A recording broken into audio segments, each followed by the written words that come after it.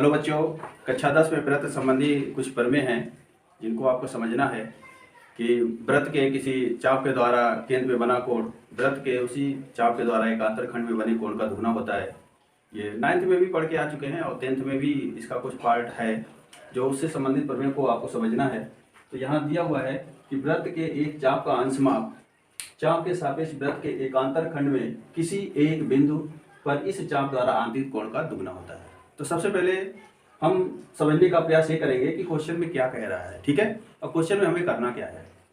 तो क्वेश्चन में बच्चों लिखा है एक व्रत, ये एक व्रत मान लिया हमने, ठीक है। और कह रहा है कि एक चाप का अंश माप, मान लीजिए ये आज चलिया गया चाप, ये ए बी, ठीक है। तो जैसे ये ए बी चाप है तो इसको हम ए बी चाप इस प्रकार से लिखते हैं, ठीक। और इसका अंश माप जानने के लिए हम इसको केंद्र O से ये दो साइड मिलाएंगे, ठीक है। और जैसे ये एंगल बनेगा तो चाप ए बी का अंश माप क्या कहलाएगा, अंश माप एंगल ए ओ बी कहलाएगा, ठीक है। इस चाप का अंश माप ए ओ बी। क्वेश्चन में कहा जा रहा है व्रत के एक चाप का अंश माप, व्रत के एक चाप ए बी का अंश माप ए ओ बी हो गया। अब इस चाप के सापेक्ष ध्यान दीजिए, इस चाप को छोड़कर ध्यान दीजिएगा, और यहां से यहां तक ये सापेक्ष चाप है इस चाप के, जिसके एकांतर खंड में यहाँ पे कहीं भी कोई पॉइंट ले लीजिए, चाहे यहाँ लीजिए, यहाँ लीजिए, यहाँ लीजिए, कहीं भी एक पॉइंट ले लीजिए। सपोज किया कि यहाँ पे एक पॉइंट सी ले लिया और इन्हीं दोनों चापों से इसको मिलाया तो एक एंगल प्राप्त होगा। मान लीजिए ये दिया हुआ है इस प्रकार से, ये दिया है इस प्रकार से, ये ठीक है। तो ये एंगल कौन सा मिला, ए सी बी। कहाँ पे मिला, एक बिंदु पर इस चाप द्वारा आंतरिक कोण का दुगना होता है, यानी इसके सापेक्ष मिला। तो यदि यहाँ पे 30 अंश का कोण बनता है तो ये यहाँ पे 60 बनेगा, यहाँ पे 45 बनता है तो यहाँ पे 90 हो जाएगा, अर्थात इस एंगल का दुगना ये कोण बनेगा। यही हमें प्रूव करना है यहाँ पे, ठीक है। तो सबसे पहले प्रूव करने के लिए आप ये लिखेंगे कि क्या हमें इसमें दिया हुआ है। तो सबसे पहले एक वृत्त है, मान लीजिए वृत्त सी ओ आर, मतलब एक सर्किल है जिसका सेंटर ओ है, रेडियस आर है, दिया हुआ है। और एक चाप ए बी का अंश माप जो दिया हुआ है एंगल ए ओ बी है, और चाप के सापेक्ष एकांतर खंड में एक कोण जो दिया हुआ है वो एंगल ए सी बी है, ठीक है। जो हमें सिद्ध करना है, जो बच्चों सिद्ध करना है वो क्या सिद्ध करना है, angle A O B twice angle A C B, ये आपको प्रूव करके दिखाना है, ठीक है बच्चों। तो इसको दिखाने के लिए हम क्या करेंगे, सबसे पहले एक सी और ओ से मिलाती हुई एक रेखा खींचेंगे। हाँ बच्चों, तो इसको सिद्ध ये करना है कि angle A O B twice angle A C B means ये जो है एंगल ये दुगना मिलेगा, ठीक है। तो आप यहाँ पे रचना में एक स्टेप बढ़ा देंगे, यहाँ पे लिख देंगे बिंदु सी ओ को बढ़ाया, ठीक है।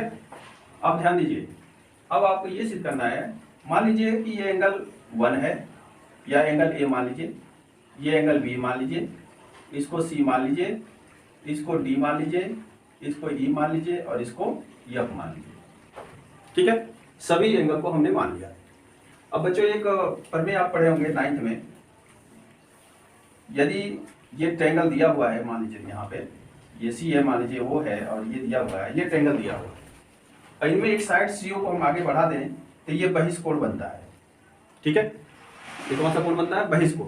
ये बहिष्कोण इस त्रिभुज के इस एंगल को छोड़कर शेष इन दोनों एंगल के सम के बराबर ही होता है, यानी ये बहिष्कोण इन दोनों एंगल के योग के बराबर होता है। एक थ्योरम होता है कि किसी भी त्रिभुज में बना बहिष्कोण उस त्रिभुज के अंतः सुदूर दोनों कोणों के योग के बराबर होता है। तो वही नियम यहाँ पे आपको यूज करना है। इसी प्रकार से आपसे हम ये कह दें कि ये ट्रायंगल दिया हुआ है, ये ओ है, ये सी है और ये बी है, और इसको हमने आगे बढ़ाया तो ये बहिष्कोण होगा। ये बहिष्कोण इन दोनों के योग के बराबर हो जाएगा। मान लीजिए बहिष्कोण दिया है तो इन दोनों कोण के बराबर होगा, ये बहिष्कोण इन दोनों कोण के बराबर होगा। तो यही आप जो नियम है यहाँ पे अप्लाई करेंगे, ठीक है। तो यहाँ लिख लेंगे कि बहिष्कोण ए ओ डी कर लेते हैं यहाँ पे, क्योंकि ये चाप को भी इंटरसेक्ट कर सकता है। या आप अगर इसको बढ़ा दें तो यहाँ डी हो जाएगा, ठीक है। तो ऐसे हम इसका प्रयोग करके लिखेंगे। तो हम लिखते हैं बच्चों कि ट्रायंगल ए ओ सी का बहिष्कोण, ए ओ सी का बहिष्कोण क्या मिलेगा, ए, ठीक है। यहाँ मान लीजिए ए दिया हुआ है, ये सी है और ये क्या हो गया, डी हो गया। तो क्या मिलेगा, A angle C angle plus D angle के बराबर होगा। इसको ये इक्वेशन मान के छोड़ दीजिए। सेम यहाँ देखिए, यहाँ बी है और यहाँ पे ई है और यहाँ पे एफ है। तो यहाँ पे बहिष्कोण ट्रायंगल बी ओ सी में का जो बहिष्कोण है वो मिलेगा बी, किसके बराबर हो जाएगा, ई प्लस एफ एंगल के बराबर होगा। दोनों को जोड़ने पर जो भी कंडीशन 1 और 2 है को जोड़ने पर क्या मिलेगा बच्चों, A plus B equal to C plus D plus E plus F, इस प्रकार से मिलेगा। अब यहाँ पे ध्यान दीजिए बच्चों, एंगल ए और बी, एंगल ए और बी, यहाँ से यहाँ तक ए, यहाँ से यहाँ तक बी, क्या मिलेगा, ए ओ बी। तो यहाँ पे लिख सकते हैं ए ओ बी और ये हो जाएगा सी डी ई और ये एफ, ठीक है। इसको इक्वेशन नंबर 3 मान के छोड़ दीजिए यहाँ पे। अब आइए यहाँ पे ध्यान दीजिएगा, यहाँ से ये दोनों साइड आपस में बराबर हैं। क्यों बराबर है, क्योंकि ये एक ही वृत्त की त्रिज्या है, रेडियस ऑफ सर्किल है। तो यहाँ से ओ ए और यहाँ से ओ सी आपस में बराबर है, इसलिए इन बराबर भुजाओं के सामने के कोण भी बराबर होंगे, अर्थात एंगल सी और एंगल डी आपस में क्या हो जाएंगे, बराबर हो जाएंगे। इसी प्रकार से ओ बी जो है ओ सी के बराबर यहाँ दिया हुआ है, तो ये दोनों साइड आपस में क्या है, बराबर है, इसलिए ई एंगल जो है एफ के बराबर होगा। क्यों, क्योंकि ये समद्विबाहु त्रिभुज बना रहे हैं और समद्विबाहु त्रिभुज में बराबर भुजाओं के सामने के कोण क्या होते हैं, बराबर होते हैं। तो यहाँ पे लिखेंगे बच्चों, परंतु O A equal to O B equal to O C, इसलिए त्रिभुज ए ओ सी तथा त्रिभुज बी ओ सी क्रमशः समद्विबाहु त्रिभुज होंगे, जिनके बराबर भुजाओं के कोण भुजाओं के सामने का एंगल क्या होगा, समान होगा। ठीक है बच्चों, तो जब दोनों एंगल समान होंगे तब उनको सिद्ध करने के लिए उनमें रिलेशन पहले लाएंगे। तो रिलेशन क्या हो जाएगा, एंगल सी जो है वो किसके बराबर हो जाएगा, एंगल डी के, एंगल ई बराबर हो जाएगा एंगल एफ के। तो इसको मान लीजिए 4 इवेंट, तब कंडीशन 3 तथा 4 से क्या मिलता है, देखिए ध्यान से, A O B, angle A O B, यहाँ पे आपके पास C plus D plus E plus F दिया हुआ है ना। यहाँ पे हम क्या करेंगे, प्रयास करेंगे डी और ई में प्राप्त हो ये वैल्यू यहाँ पे। तो निश्चित तौर से सी को डी में बदल देना है, एफ को ई में बदल देना है। तो सी को किस में बदल दें, डी में, डी को नोट कर लें, और ई में भी बदलना, ई है और एफ को बदल दीजिए ई में। ये हो जाएगा 2 पोर्ट डी प्लस 2 पोर्ट ई, 2 कॉमन ले लीजिए, डी प्लस ई। ध्यान दीजिए चित्र में डी और ई क्या बनाते हैं, ए सी बी बनाते हैं, ठीक है। तो यहाँ पे क्या मिल जाएगा, twice angle A C B, और यहाँ क्या है, ए ओ बी। तो आप ये देख रहे हैं यहाँ पे कि ये एंगल जो है ए ओ बी वो twice angle of A C B के बराबर मिल गया, अर्थात चाप ए बी द्वारा इसका अंश माप ए ओ बी है, और उसी चाप के द्वारा शेष एकांतर खंड में जो भी कोण बनता है वो आपस में क्या होते हैं, बराबर होते हैं। बच्चों ये प्रमेय सिद्ध करने से पहले आपको ये ध्यान देना होगा कि यहाँ पे ये ध्यान रखिए कि ए और बी जो एंगल हमने आपको सिंबल के रूप में दिखाया है, आप यहाँ 1 2 3 4 के रूप में भी रख के सिद्ध कर सकते हैं, या ऐसे आप लिख सकते हैं कि बहिष्कोण A O D equal to angle C A O plus angle O C A, इस रूप में भी आप इसको सिद्ध कर सकते हैं।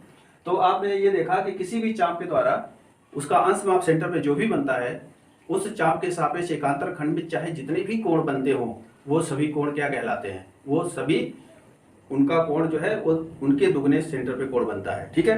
अब इसके बाद थोड़ा सा इसके बारे में और थोड़ा जान लीजिए कि एकांतर वृत्तखंड के कोण कौन कौन से होते हैं, उसमें भी उससे संबंधित कुछ न कुछ आपको रिलेशन प्रूफ करने में आगे क्वेश्चनों में आपको थोड़ी सी आसानी होगी। तो उसके बारे में देखते हैं प्रमेय एक लिखा होता है कि एक ही वृत्तखंड के कोण क्या होते हैं, समान होते हैं। तो सबसे पहले बच्चों ये हमें ज्ञात करना होगा कि एक ही वृत्तखंड के कोण कौन कौन से होते हैं। ठीक है, तो एक ही वृत्तखंड के कोण के बारे में पहले जान ले, उसके बाद ये भी हम समझेंगे कि अर्धवृत्त में बना कोण समकोण क्यों होता है। जैसे एक सर्किल है, सर्किल में आपने यहाँ पे चाप PQ लिया, ठीक है, सर्किल में एक चाप PQ लिया, तो आप देखेंगे कि इस चाप को छोड़कर, ठीक है, PQ चाप, ये बाकी इसके सापेक्ष का चाप है। ठीक, यानी इस चाप के सापेक्ष जो चाप है उसके कहीं भी किसी पॉइंट पर, मान लीजिए यहाँ हमने C ले लिया, या मान लीजिए यहाँ R ले लिया, यहाँ मान लीजिए S ले लिया, और इन दोनों पॉइंट्स को इसको मिलाते हैं, और मिलाने के उपरांत कुछ न कुछ एंगल मिलेगा हमें। तो ये मान लीजिए यहाँ से हमने मिलाया और ये मिला दिया यहाँ से, तो आप देख रहे हैं कि इन दोनों पॉइंट से, ठीक है, अगर इसको मिटा दें तो आप ऐसे पाएंगे इसको। ठीक है, यानी यहाँ से यहाँ तक जो चाप था, इस चाप को छोड़कर उस चाप के सापेक्ष ये एकांतर खंड कहलाएगा।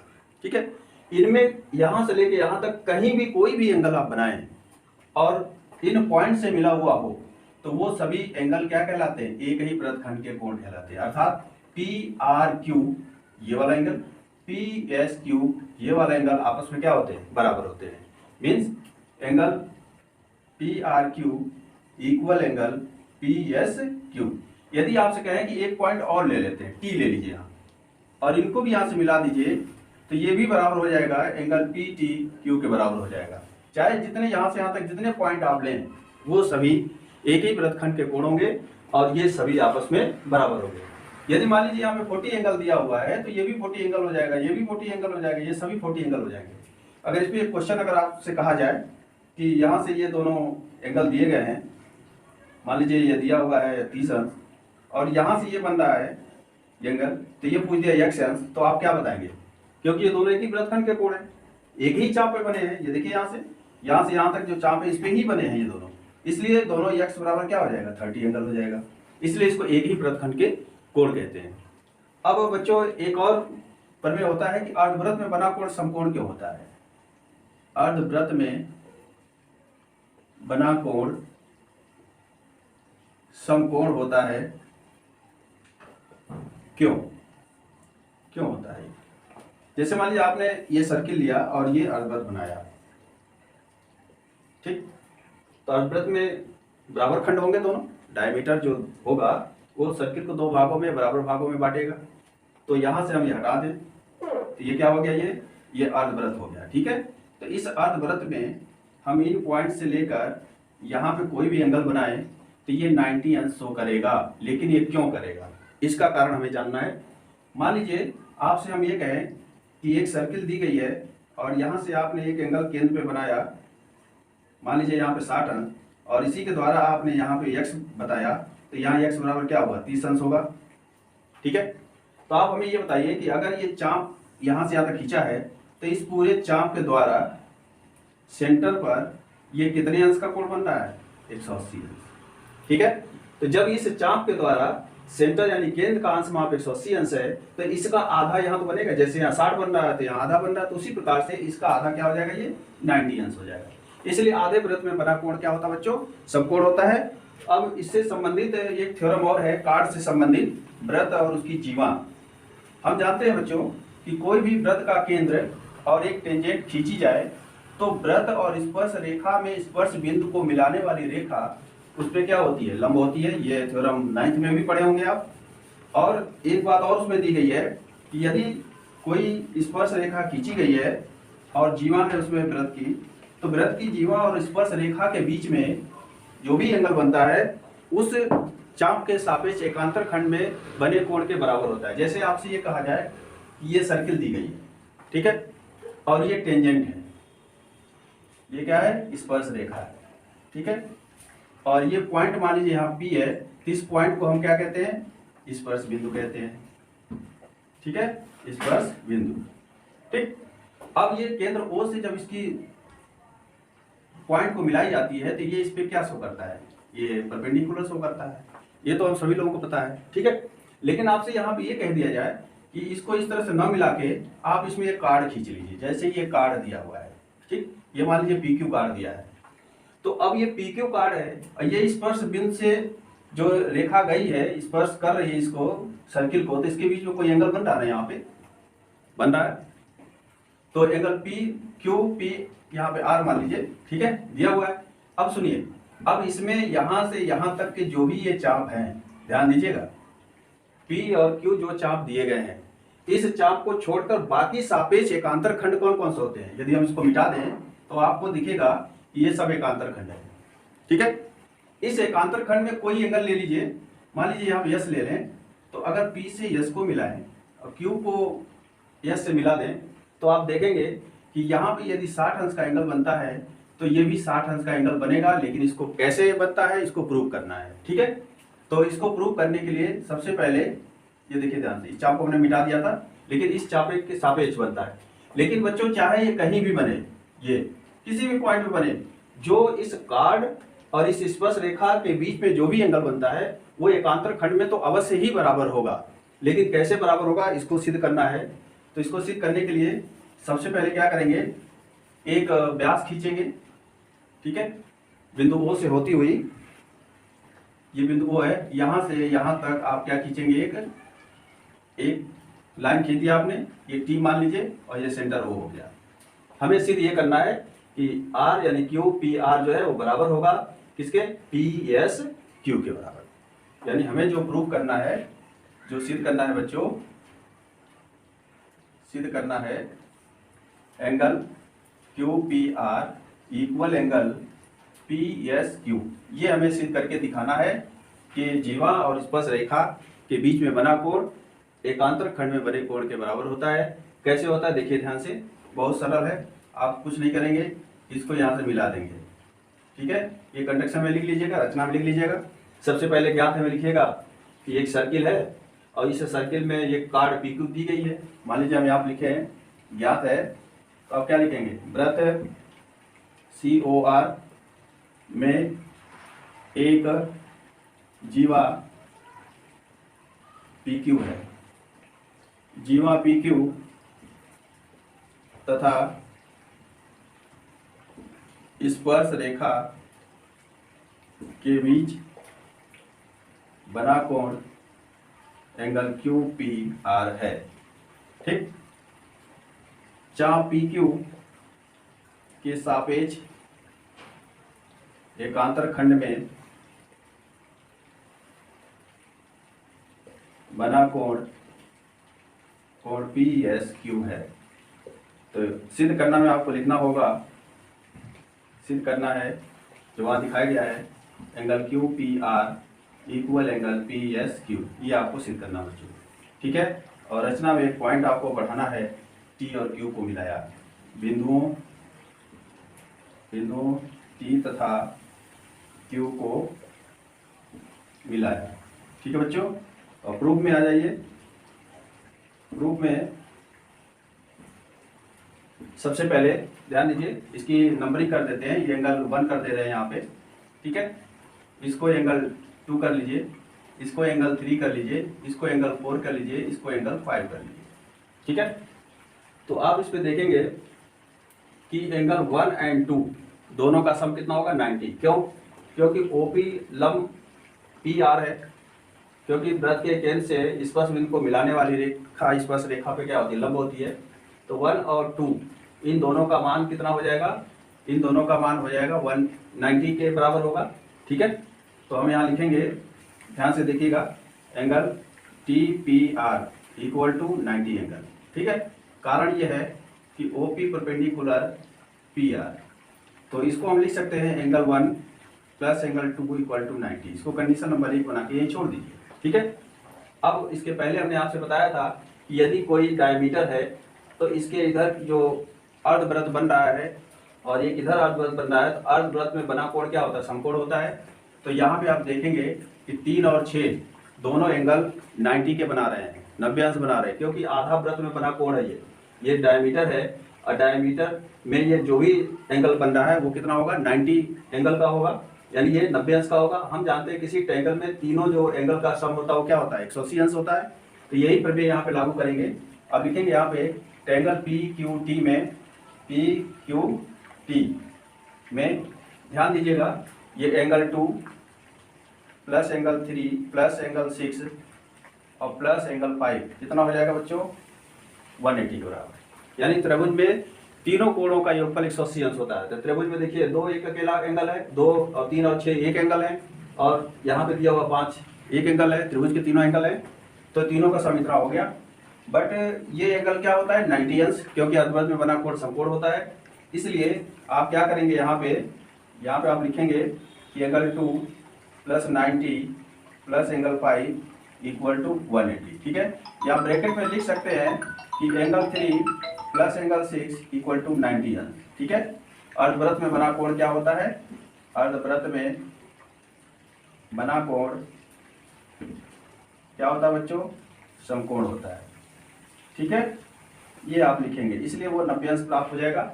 अब ध्यान दीजिए 90 उधर सब्ट्रैक्ट करेंगे तो एंगल 2 प्लस एंगल 5 क्या मिल जाएगा? 90 एंगल। कंडीशन 1 और कंडीशन 2 बना दीजिए।